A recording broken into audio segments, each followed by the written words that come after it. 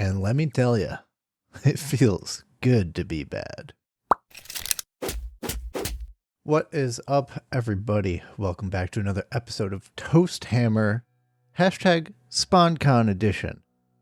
That's right, my friends over at the brand new game studio, There's a Way Studios, have offered me an early copy of their game, Becoming the Villain, for me to try out and tell you all about it in this video. I have been compensated in part for making this video, but they have not prevented me from sharing my own personal opinions on it, so everything I share here, aside from the facts, is my own view of the game and how I feel about it. Now, this is the debut title from There's a Way Studios, a local studio over here in Vancouver, and I am super excited to get my grubby little hands on it. It's a one or more player setting-agnostic game/world building system for creating interesting characters and telling interesting stories. And especially for those villains. I think this is a super great system to build out some homebrew characters in the 40k universe where, well, everyone's a villain. It works out.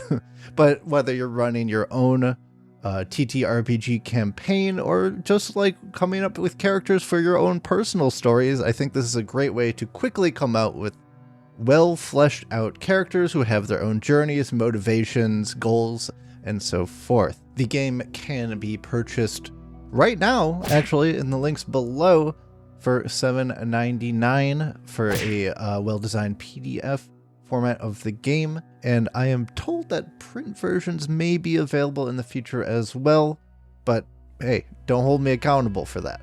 After we play the game, I'm going to be kit bashing the character I create from this method, and you're not going to want to miss it, because it's going to be a biggie.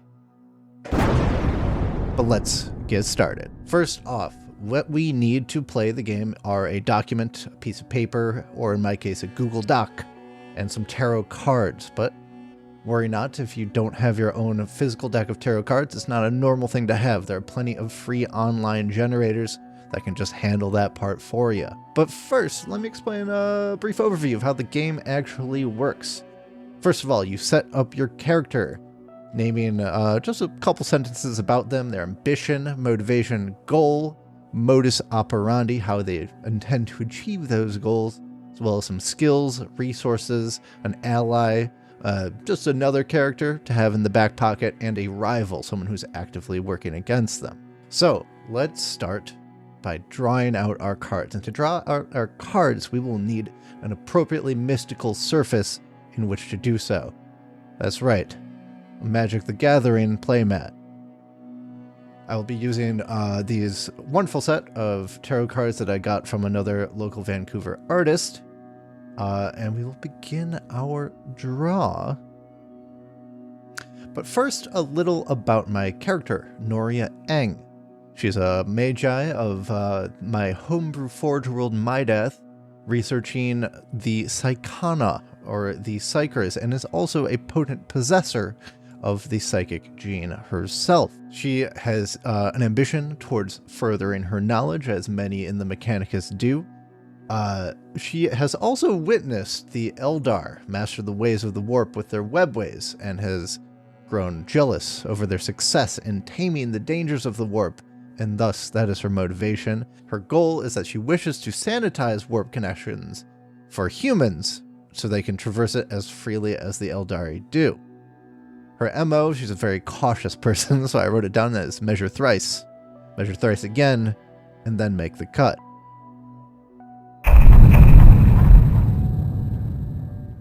She has a few skills, resources, allies, a neutral character, and rival as well. But let's see what our first card, the Empress, has to say about her. Now, the Empress is a Major Arcana card, and Major Arcana usually means something much bigger in effect, potentially a boon or something quite disastrous. So let's see what Becoming the Villain has to say about the Empress. We scroll on over here. A stroke of genius. You devise a creative, novel way to achieve your goal. Schemes are hatched, plans are drawn, your success is assured. Now you can move onto bigger and better things. Now, this really threw me for a loop. I'm supposed to complete my goal immediately, literally the first thing I do in the entire game.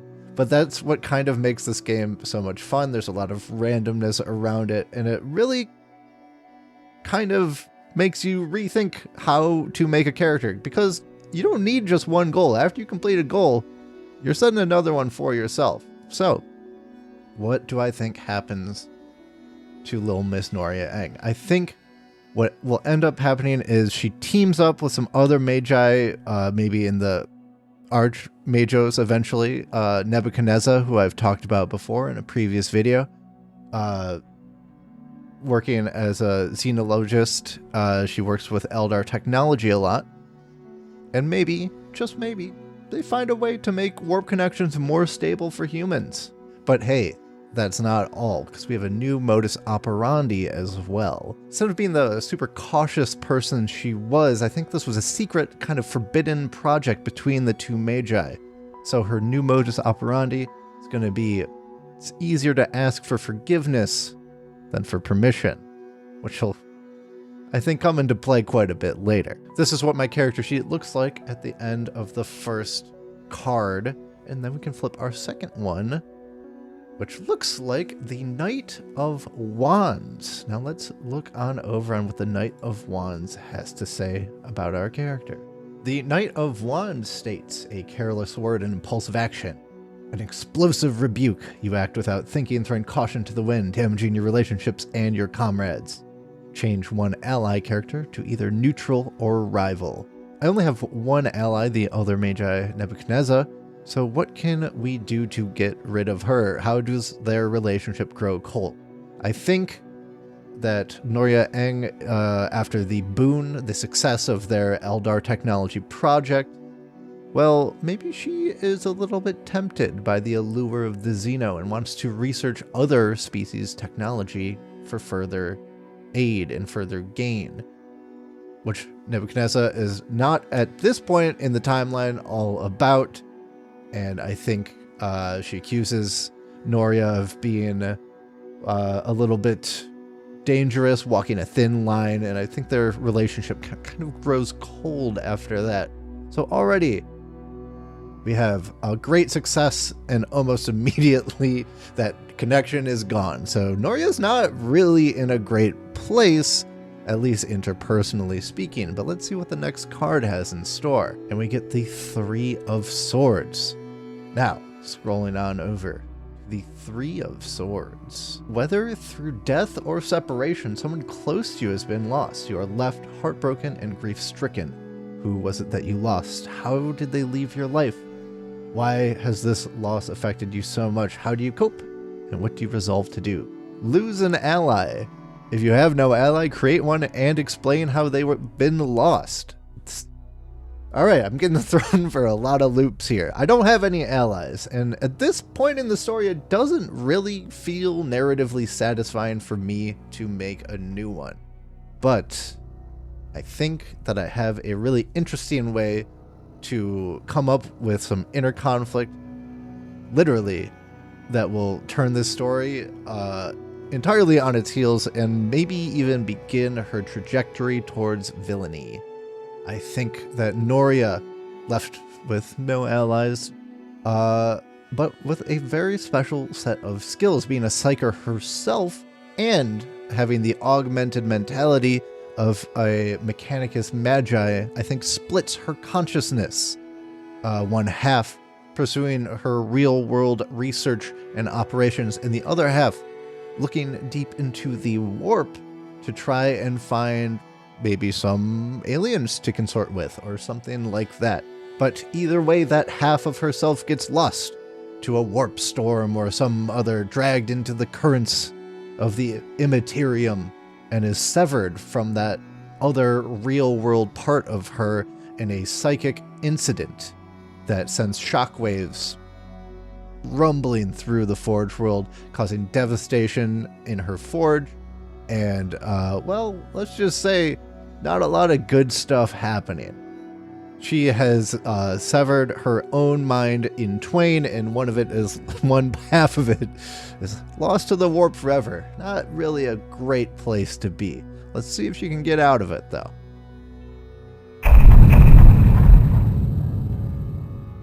The next card we have drawn here is the Star, another major arcana. And let's see what the game has to say about us drawing the Star. Scrolling over to the Star, it isn't often that you look at an object that inspired such hope. You have acquired an incredibly powerful resource, exactly the thing you need to progress your goals. What is the resource? How do you come to possess it? And what do you intend to do with it? To reflect this newfound hope, gain an abundant resource, and add a new additional goal or modify a current goal. I really like this having multiple goals thing, because it really sets up the game to be quite interesting in the way your character can complete goals, have them backfire, and gain new ones, and have them change and update. To really develop the character and have sort of their pathway become a lot more clear. Now, for this first card of Act 2, I wanted to start things off strong after that whole terrible incident at the end of Act 1. So I think this is kind of both a blessing in disguise, as well as sort of a tragic part of her character, and that she's kind of put into exile after that last incident. The Divisio Psychano was seen as too dangerous and unstable of an institution to remain on the Forge world, and so they're kind of exiled into a separate planet. But with all of the senior magi killed and the archmagos killed during the incident, Noria Eng became the leading officer of the Divisio Psychana, being promoted to archmagos. She has her own planet, a whole bunch more resources, but she's also far away from the influence of the Forge proper, for better or for worse. But let's continue on our journey with our next card. And we have drawn the Four of Wands, which if we scroll over to the Four of Wands, we see. You create for yourself a safe location hidden or protected from the machinations of the forces that oppose you. What is this safe haven? Where is it located? How is it made safe? How do you feel in this new protected space? And how do you utilize it to achieve your aim? Gain a resource to represent this haven. Well, I kind of did that. I kind of just did that. So how can we make this interesting? I think this was really the beginning point where she turns this world into her own. She realizes that the Forge basically ignores her entire division, and she's able to requisition things as an Archmagos with much greater authority. Even forbidden things. Xeno things. And she is becoming more comfortable in asserting her power in her own domain. So I think that's how this card kind of manifests. First part was the exile. This is her finding this to be truly an actual blessing in disguise. And for the next card in the lineup, in the conclusion of Act 2, we have the Queen of Wands. So let's see what the game has to say about that. The Queen of Wands. You bring a new ally to your cause. A passionate, focused, and fiery individual is on your side. Who are they and how do they help your cause? Create a new ally character. We're really ally rich, but they don't tend to stick around. So let's see how this one does. I think I have a really interesting concept here. She had a massive psychic explosion on her Forge world that got her exiled. That's kind of what all of Act 2 has been about. And I think that didn't go unnoticed. The Eldari have taken notice, but not the ones that she was looking for. I think a Drukhari homunculus shows up in her lab, in her private sanctum, uncannily, and has a business proposal. He wants to get some things done. She's a psyker. They have perhaps an alignment of interests and a joint pursuit of knowledge and a more leniency towards some forbidden arts. This is where the villainy perhaps starts to begin.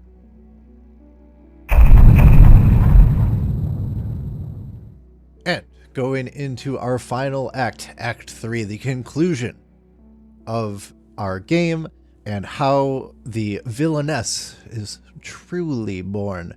So let's start it off strong, and we flip our card and reveal a 2 of Cups. So let's, first Cups of the game, see what it's got for us.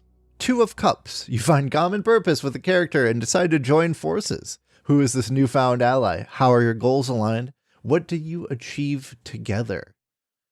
To show this new relationship, choose one of the following. Create a new ally character. Change a rival character into an ally.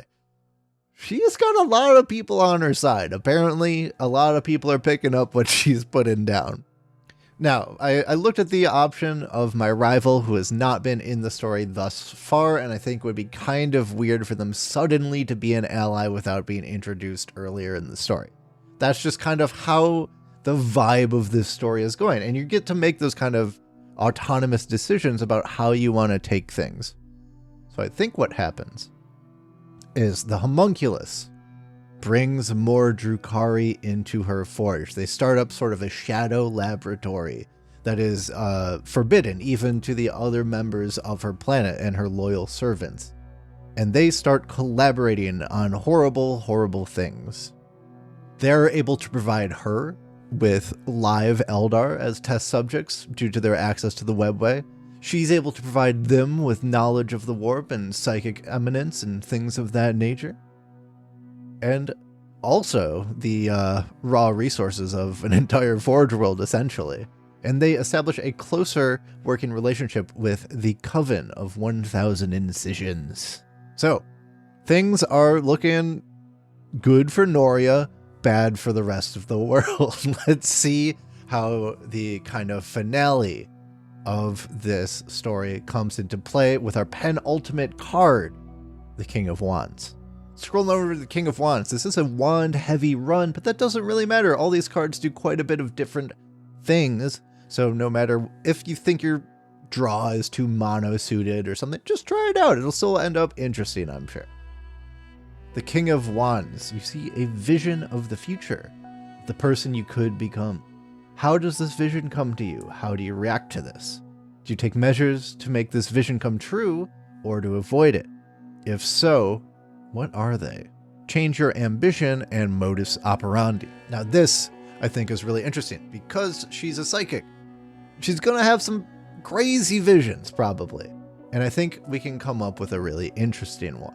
Half of her entire consciousness was lost to the storms of the warp.